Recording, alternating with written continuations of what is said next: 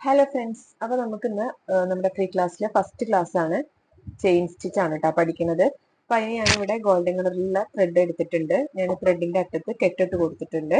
അതുപോലെ 14.05 ആണ് നമ്മൾ എടുത്തിട്ടുള്ളത്. നമ്മൾ രണ്ട് നീഡിലാണ് വാങ്ങാൻ പറഞ്ഞിട്ടുള്ളത്, 24ഉം 14.05ഉം. അതിന് നമ്മൾ യൂസ് ചെയ്യുന്നത് 14.05 ആണ്. മറ്റേത് നമ്മൾ ബീഡ്സ് ഒക്കെ ചെയ്യാനാണ് കൂടുതലായിട്ട് യൂസ് ചെയ്യുക. ചില ബീഡ്സ് ഇതിൽ കയറുന്നതുകൊണ്ട് ഇത് വെച്ചിട്ട് നമ്മൾ ചെയ്യും.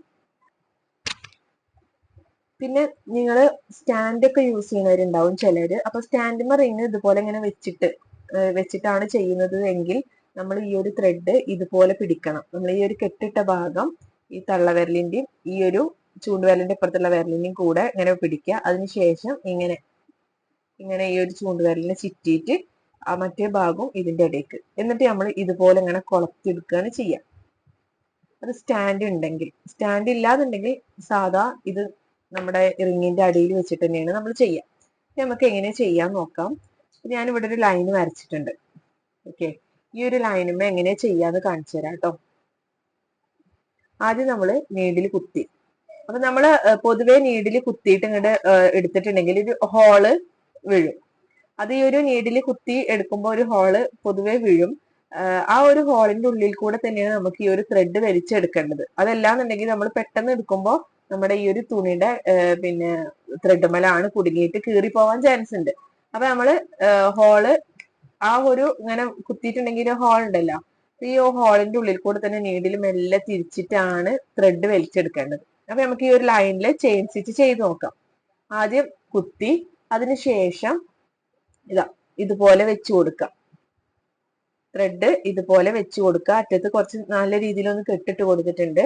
അതിനുശേഷം ഇവിടുന്ന് ഇങ്ങനെ വെച്ചിട്ട് കൊളത്താൻ വേണ്ടിയിട്ട് ഇവിടെ ഇങ്ങനെ വെച്ച് കൊളത്താൻ വേണ്ടി വെച്ച് അതിനുശേഷം ഫ്രണ്ട് ഭാഗത്ത് നീഡിലൊന്ന് തിരിച്ച് എന്നിട്ടാണ് ഇത് പൊക്കിയെടുത്ത്. ഓക്കെ, അപ്പൊ നമുക്ക് ഒരു ചെയിന് കിട്ടിയിട്ടുണ്ട്. ഇനി ഇതിന്റെ ഉള്ളിൽ കൂടെ തന്നെ അടുത്ത ചെയിൻ. ഓക്കെ, ഈ ഒരു ചെയിനിന്റെ ഉള്ളിൽ കൂടെ തന്നെ വീണ്ടും നമ്മള് ചെയിന് നീഡിൽ കുത്തി താഴ്ത്തി കൊടുത്തു. അതിനുശേഷം ഈ ഒരു ഇതുപോലെയാണ് ഉണ്ടാവുക. ഈ ഒരു ചെയിൻ ഇതുപോലെ ചുറ്റി കൊടുക്കുക. നീഡിലിനെ ഈ ഒരു ത്രെഡ് ചുറ്റി കൊടുക്കുക. അതിനുശേഷം നമ്മൾ ഇതുപോലെ ചുറ്റിയതിന് ശേഷം വീണ്ടും ഈ ഒരു ഭാഗത്ത് നിന്ന് നമ്മൾ ഈ ഒരു നീഡിലിനെ തിരിച്ചിട്ട് മെല്ലെ പൊന്തിച്ചു കൊടുക്കുക. ഓക്കെ, അടുത്ത ചെയിൻ കിട്ടി. ഈ ഒരു ചെയിനിന്റെ ഉള്ളിൽ കൂടെ നിങ്ങൾ ഫസ്റ്റ് ചെയ്യുമ്പോൾ വലിയ ചെയിൻ ആക്കിയിട്ട് തന്നെ ചെയ്യുക. അതിനുശേഷം നിങ്ങൾ ചെറിയ ചെറിയ ചെയിൻ ആക്കിയിട്ട് ചെയ്യണം. അപ്പൊ ഫസ്റ്റ് നിങ്ങൾ പ്രാക്ടീസിന് എന്ത് ചെയ്യുക, വലിയ ചെയിൻ എടുത്തിട്ട് തന്നെ പ്രാക്ടീസ് ചെയ്യുക. ആ ചെയിന് റെഡി ആയതിനു ശേഷം എന്ത് ചെയ്യുക, നിങ്ങൾ ചെറിയ ചെയിൻ ആക്കിയിട്ട് ചെയ്താൽ മതിയാവും കേട്ടോ. വീണ്ടും ഞാനിതാ ഈ ഒരു ചെയിനിന്റെ ഉള്ളിലേക്ക് കുത്തി ഇതിനെ ചുറ്റി കൊടുത്തു. അതുപോലെ ചുറ്റി നിർത്തിയതിന് ശേഷം ഫ്രണ്ട് ഭാഗത്ത് നീഡിലെ തിരിച്ച് പൊക്കിയെടുത്തു. നമ്മള് പ്രത്യേകം ശ്രദ്ധിക്കേണ്ടത്, നമ്മൾ ഇതിന്റെ ഉള്ളിലേക്ക് കണ്ട് കുത്തി കൊടുക്കുമ്പോൾ നമ്മളെ നീഡിലിന്റെ കുളത്ത് ആ സൈഡിലേക്കാണ്, ഓപ്പോസിറ്റ് സൈഡിലേക്കാണ്, നമ്മൾ ഇരിക്കണതിന്റെ ഓപ്പോസിറ്റ് സൈഡിലേക്കാണ് വരുന്നത്. പിന്നെ നമ്മള് ഇതുപോലെ ചുറ്റി കൊടുത്തു.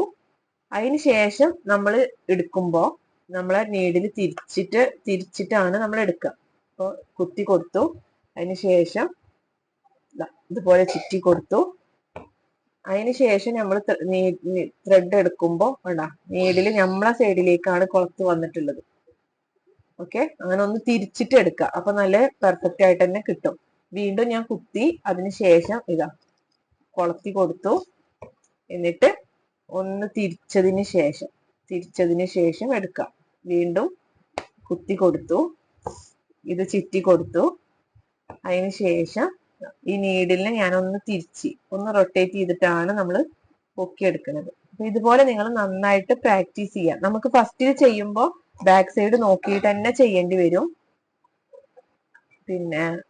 പിന്നെ നമുക്ക് പ്രാക്ടീസ് ആയാലും ഓട്ടോമാറ്റിക് ആയിട്ട് കൊളത്തിയെടുക്കാൻ പറ്റും കേട്ടോ.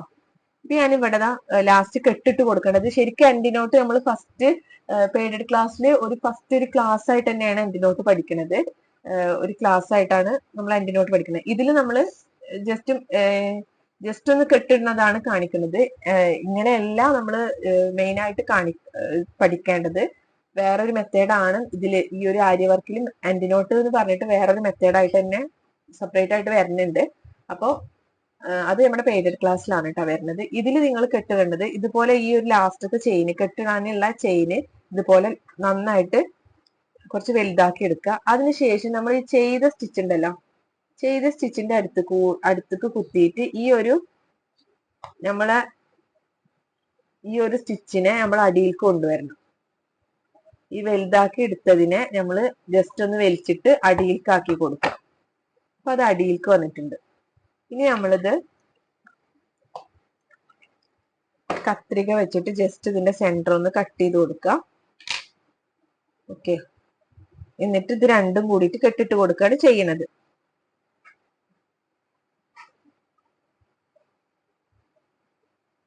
ഇത് രണ്ടും കൂടിയിട്ട് നോർമലി നമ്മൾ രണ്ടും കൂടിയിട്ട് കെട്ടിട്ട് കൊടുക്കുകയാണ് ചെയ്യണത്.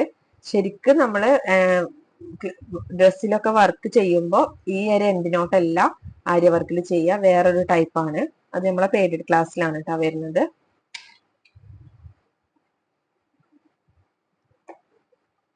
എന്നിട്ട് വേണം ഈ ഒരു ഫസ്റ്റ് തന്നെ ഈ ഒരു ത്രെഡ്, ഇവിടെ നിൽക്കുന്ന ത്രെഡും കട്ട് ചെയ്ത് കളയരുത്. ഈ ഒരു 3 ത്രെഡും അതിനുശേഷം നമ്മൾ കെട്ടിട്ടതിന് ശേഷം മാത്രമേ കട്ട് ചെയ്ത് കളയാൻ പാടുള്ളൂ കേട്ടോ. ആദ്യം തന്നെ കട്ട് ചെയ്ത് കളയരുത്, അപ്പൊ അത് ലൂസായി പോവാൻ ചാൻസ് ഉണ്ട്.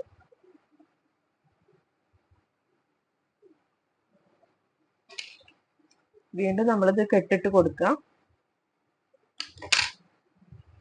അതിനുശേഷം ഞാൻ ഇവിടെ ഒരു ജിഗ്സാഗ് പോലെ ചെയ്തിട്ടുണ്ട്. ഓക്കെ, അവിടെ എങ്ങനെ ചെയ്യാൻ നമുക്ക് നോക്കാം കേട്ടോ. അതായത് ഈ കോൺ ഭാഗങ്ങളിൽ വരുമ്പോൾ ഒരു മെത്തേഡ് കൂടി നമുക്ക് പഠിക്കാണ്ട്. അപ്പൊ നമ്മള് ഫസ്റ്റില് ആ ലൈനിൽ ചെയ്ത പോലെ തന്നെ നമ്മൾ ചെയിൻ സ്റ്റിച്ച് ചെയ്യാം. ഇവിടെ വലുതാക്കിയിട്ടാണ് ചെയ്യുന്നത്, ശരിക്കും നിങ്ങൾ ചെറുതാക്കിയിട്ട് തന്നെ ചെയിൻ എടുത്ത് ചെയ്യണം കേട്ടോ.